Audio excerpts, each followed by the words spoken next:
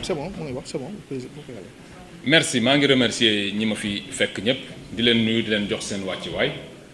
di nuyu oustaz di nuyu ñi fi nekk ñëpp je ne pourrais pas citer tout le monde en principe warumoon bokk ci rencontre bi j'ai juste vu le direct ma gis ni sariwu leen fi vous êtes tout à fait proche de chez moi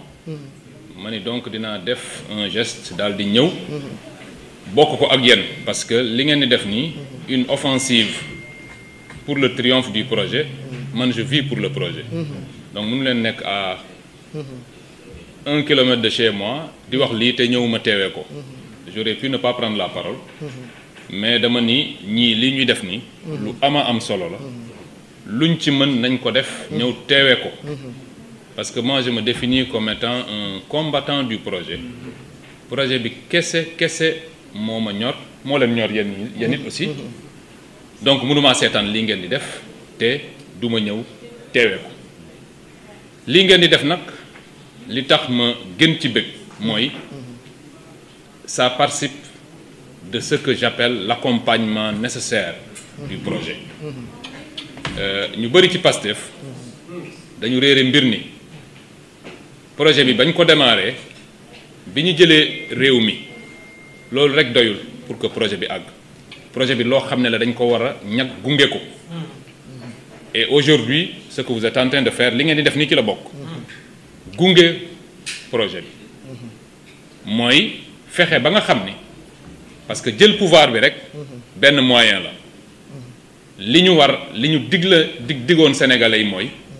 yóbbu leen ci beneen Sénégal ce Sénégal là nag pour nga yegg fa il faut nga am benn accompagnement appareil politique l'appareil politique étant multiforme c'est soit un parti soit un ensemble de partis soit un ensemble d'organisations ci loolu nag defe naa seen grande offensive bi ça entre en ligne de compte il faut que ñu gunge projet bi nag man je considère que ba léegi y a beaucoup de patriotes yu jàpp ni dañoo war a rek dem liggéeyi ku ne dañ lay jox une position de travail nommé la nga dem liggéeyi pour man loolu erreur la bu ñu la nommé aussi war ngaa def sa liggéey waaye it acteur politique nga bés boo ko fàttee parce que li ñu indi à la tête de ce pays c'est la politique moo ñu fi indi am na ko fi wax sànq defe naa oustaz la wax ni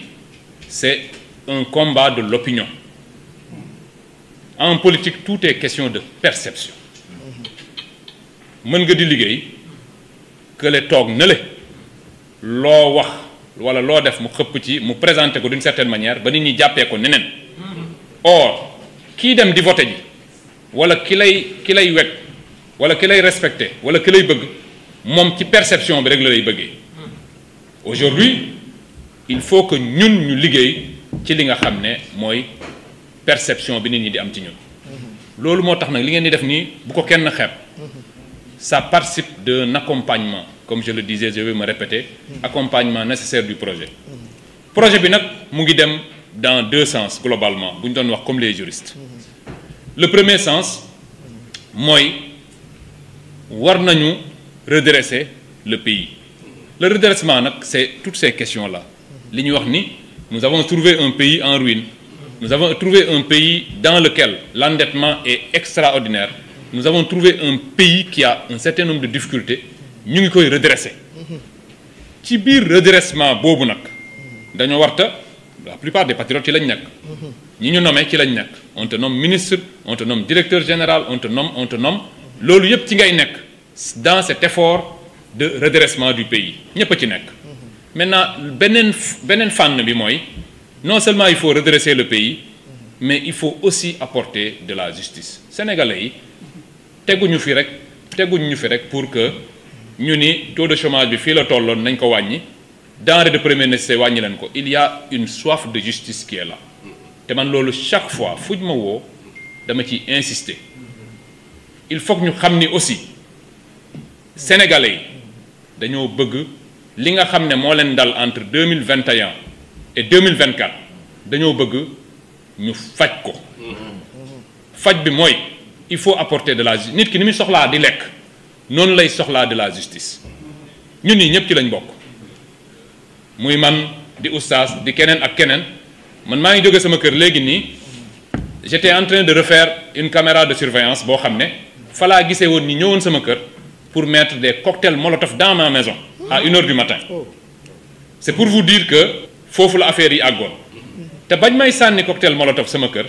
j'avais le bracelet électronique le lendemain j'ai demandé au juge d'instruction qui par ailleurs aujourd'hui a été nommé procureur du tribunal de Mbour on lui a fait une promotion bon c'est sa chance je ne l'aurais pas nommé moi mais dama ko demander autorisation en son temps ne ko les gens sont venus chez moi sànni nañ cocktail molotov sama kër donc waa APR xam nañ sama kër da nga maa war a may puisque dañ ma fixé ci benn endroit dañ maa war a may ma déplacé wu dem feneen mu lànk bañ ko celui-là il voulait quoi fu bëggoon gars yi fekk ma fa c'est ce genre de choses là c'est-à-dire que cet impératif de justice man exemple laa ci rek ak keneen ak keneen ak keneen mais les Sénégalais ont besoin de cette justice là il faut qu'on leur rende justice te damay gis waa APR ils commencent déjà à prendre peur mais lii ce n'est que le début du commencement nous ne sommes que sur les questions financières mais li nga xam ne mooy la véritable justice ak seegul parce que am na ñoo xam ne ba léegi kenn déggu leen ñu tudd leen l'ancien ministre de l'Intérieur le ministre de la Justice de l'époque Ismaïla Madior Fall on a parlé de lui uniquement pour de petites questions financières moo ko defu ko c'est pas mon affaire man je ne l'aurais pas poursuivi sur ces questions-là aujourd'hui kenn tudd leen mais ces gens-là avaient organisé un système de répression et de rafle des Sénégalais yu bari fii lañ leen jàpp des Sénégalais ici ont été enlevés assassinés am na ñoo xam ne dañ leen a jàpp am na ñoo xam ne fii manifestation on les a tués au vu et au su de tout le monde ce côté-là boobu phase ñëwagul nous ne sommes que sur la petite phase mooy des questions financières des questions de détournement nga xam ne sax ñoom ñoo ko defoon le rapport Covid-19 ñoom ñoo ko defoon Macky Sall moo ko defoon ah bon pensant que certainement du fi mës a jóge donc ñu def ko noonu rek pour amuser la galerie c'est sur cette base dañu poursuivre un certain nombre d'entre eux bu ñu paree ci yooyu ces questions-là il va falloir aller sur les questions purement de crime de sang yooyu foog ñu àgg ci mënuloo nekk dans un pays ñu rey ci 80 personnes mënuloo nekk dans un pays ñu gaañ ci des centaines de personnes mënuloo nekk dans un pays ne serait-ce que pour les milliers de personnes yi nga xam ne dañ leen a jàpp te defuñu dara loolu ngeen yaakaar ni dañ war a bàyyi noonu rek non waaye nañ jéggalante non ça il faut en tirer toutes les conséquences pour mu bañ a tee am ab réew noonu lay doxee Sénégal bu ñu bëggee dépasser loolu bu ñu bëggee ëllëg keneen ku fi nekk ci dëkk bi nga xam ni lii kat bu ma ko defee dinañ ma ci topp y compris pour le magistrat bi nga xam ne moo ko tey jàpp la tëj la te xam na ni defuloo dara il faut tirer les conséquences de tous les actes c'est comme ça que les pays avancent il faut tirer les conséquences de tout ce qui a été fait loolu nag pour ñu def ko on a proposé un certain nombre de choses dëkk bi il faut changer je pense qu'on est en train d'aller vers des réformes mais des réformes très très profondes réformes profondes yi nag je pense que wax nañ ci waxu l'OFNAC il faut changer parce que c'est le siège actuellement de l'enrichissement illicite ñii nii ils sont tellement forts que ay enquête taxul nga jàpp leen enquête taxul nga jàpp leen parce que un vrai bandit qui réfléchit bien mënoo koo jàpp ci ay enquête waaye li nga xam ne kenn mënu koo nëbb mooy am maanaam ba ngay jël nguur gi yoruloo dara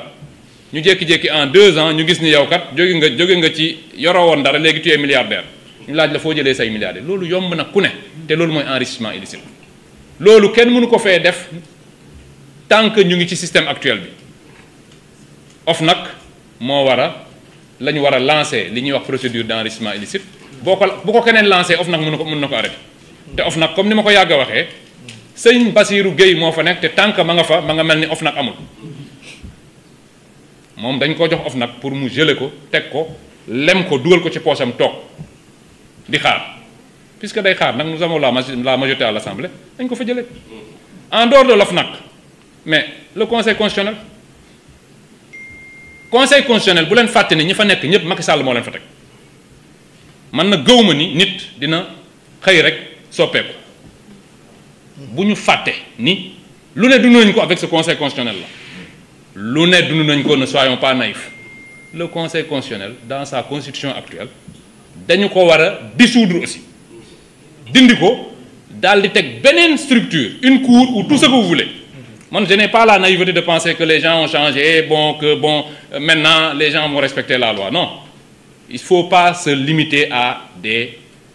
actes isolés. Le conseil constitutionnel jël na benn acte rek, tout le monde commence à applaudir. Non, les gens n'ont pas changé, c'est les mêmes personnes. Macky Sall moo leen fi tegoon nañu réformer et ayons le courage d'aller vers une cour constitutionnelle. Man yooyu laa gis nga xam ne c'est des actes forts que le régime actuel doit poser. Ma jàpp ni c'est les conditions sine qua non de réussite du projet mooy li ngeen di wax nii. Gis nga le projet là du ay wax kese nii, il faut de la stratégie. Dafa am ak acte yoo xam ne foog ñu teg ko avec courage et détermination. Loolu mënuñu yóbbu vers de véritables changements. Mais bu ñu fi toogee nii rek di xool, nous avons une opposition qui pour une fois, pour la première fois dans l'histoire du Sénégal, on a une opposition qui a plus de moyens que le régime en place. Maanaam ñoom li ñu yor moo ëpp li régime bi yor. Maanaam ñun nous n'avons que nos salaires. Parce que ñun moom allah kulli al ñun xaalisu dëkk bi ñun naruñ koo jël. Duñ ko jël, duñ ko politiquer. Donc cela veut dire que ipso facto, en puisant dans les caisses de l'État pendant 12 ans, ils ont plus de moyens que nous. Léegi ku la ëpp moyen nga toog di ko seetaan ne non man je suis dans la rupture, je vais xawma bon je connais bon c'est vrai il faut respecter les droits de chacun. Mais pour moi respecter les droits de chacun, c'est respecter d'abord les droits des Sénégalais. Et les droits des Sénégalais, c'est d'abord d'aller poursuivre tous ceux qui ont de l'argent public dans leur poche ou dans leur compte bancaire. Loolu mooy dëkk, loolu mooy respect des droits. Te loolu tant que defuñu ko nag ci problème la ñuy dëkk. Ñii dinañ ñu sonal parce qu'ils ont trop d'argent public te arrangé wu leen ñuy yëkkati un certain nombre de procédures. Donc damay guddal à chaque fois, mais pour man dafa jar ñuy wax loolu. Le projet pour qu'il réussisse, il faut des actes forts. Et vous êtes en train d'en poser. Pour man, il faut nit ñi di déglu. Nit ñi di déglu ni il faut qu'on aille vers des actes forts. Une véritable rupture, mais une rupture assumée. Gis nga ñii nii ce pays détermination moo ñu ciy génne. Radicalité moo ñu ciy génne. Parce que loolu moo tax ñu jël dëkk bi. Si Sonko n'était pas un radical, heure bii du ñu yor dëkk bi dañoo taxaw Macky Sall yëkkati tout ce qu'il avait jëmale ko ci kaw Ousmane Sonko. Il a fallu que ñu taxaw ci wetam ne ko jàmbaar lii radicalité rek moo la ciy génne. may gis parfois naan gars yi naan non pourquoi vous êtes yow da nga radical man mais moi je suis pas radical par rapport ak Sonko. Radicalité moo ñu ci mën a génne. Et puisque nous avons conquis le pouvoir en étant des radicaux, il faut le gérer dans la radicalité. C'est-à-dire que li nga xam ne ci lañ jëm te muy dëgg nag ñu xam ne lii dëgg la ñu jëm ci avec détermination. Loolu moo ñuy permettre ñu génn ci face à ces gens de cette nouvelle opposition. Nga xam ni ñun nous avons tous les moyens quand même de ramener de l'ordre dans ce pays. Il faut ramener de l'ordre. Et l'ordre, c'est que Sénégalais bu ne bu fekkee dañoo violer say droits nga mën a taxaw justice taxawu la. Et à cet égard damay lancer un appel. Je parle souvent à mon ami Azoura. Voilà une victime parfaite du régime de Macky Sall. Azoura, je le connais très bien. Sama boy la, il est tout le temps chez moi. C'est pas la peine nag d'aller le chercher là-bas, il n'est pas là-bas. Bu ngeen fa ñëwee man ngeen fay fekk et il vous faut un mandat pour aller le chercher chez moi. Il n'est pas chez moi. Damay wax ni day ñëw sama kër. Mais je veux dire que c'est une victime. Azoura man ba ma ko gisee kaso laa xam ni kii ce n'est plus le même te ñoom ñoo ko jàpp deful dara ñu yóbbu ko kaso dans un certain nombre de conditions et il s'est affaissé moralement Azoura ku ko gis xam ni kii nii normalatul il a besoin d'un accompagnement psychologique et non pas d'une traque judiciaire boo xam ne amul benn sens Azoura normalul ça da nga koy woo nga gis ni il te parle il dit 2 phrases 3 fu yu ne mu bëgg a jooy nit kooku normalatu pour ñi nga xam ne dem nañ kaso da ngay xam ni du ñëpp ci mën a génn kaso du ñëpp ay dugg génn na nga duggee woon du noonu ngay génne muy kaso di bracelet di jafe-jafe bu ne nit rek la mën a doon et on ne peut pas comparer Azoura qui est victime d'une répression policière ñu yóbbu ko kaso traité ko d'une certaine manière mu génn état psychiatrique am changé mu doon beneen nit ñu naan non moom mais Azoura dina saaga koo xam ne ci ñun la bokk bu wéral il faut arrêter ça donc bokkul te la justice prévoit ce genre de cas la justice prévoit ceux qui sont passibles d'une sanction pénale et ceux qui ne sont pas passibles d'une sanction pénale boo fi romboon nit ñi y a des gens yoo xam ne ils ont une certaine irresponsabilité pénale du fait de l'altération momentanée ou permanente de leur faculté mentale te Azoura ci cas boobu la nekk donc damay wax ni yooyu yëpp c'est des choses yoo xam ne avant ngay jël justice di dali ci kaw nit koo xam ne mais au lieu ñuy jëli Azoura mais les 80 morts yi fi am mais ñi leen rey ñu ngi fii ci dëkk bi les nervis yi APR jëloon ñu dal suñu kaw dañoo dee ñu ngi fii ci dëkk bi di dox di dem di ñëw waa APR yi nga xam ne ñoo leen joxoon ces institutions là ñu ngi fii di dem di ñëw l'APR est là son siège est là fa la nervi yi doon dugg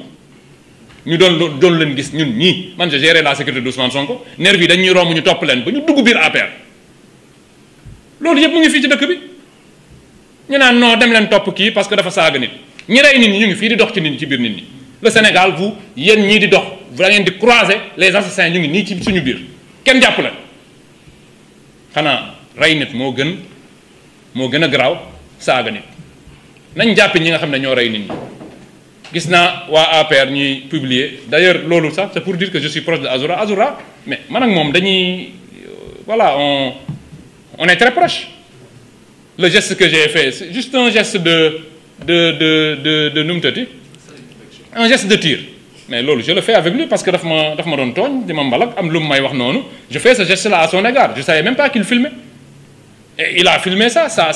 descend sur les réseaux sociaux ñu commencé casse un geste de tir xanaa tir bi ci boppam dem leen wari tir bi y a des gens ici Sénégal fii ñu wane leen ñu tiim doomu jàmbur buy dund viser ko tirer ko rey ko boobu ba léegi déggoo waa APR di ko kaas mais vous voyez un Waly Diouf Bodiang bu jël baaraamam def nii ngeen bëgg cee wax di ci bind alors que yow gis nga une vidéo dans laquelle un Sénégalais tue un autre Sénégalais donc il faudrait qu'on revienne à l'essentiel pour man j'ai été un peu long pour man il faut revenir à l'essentiel aux fondamentaux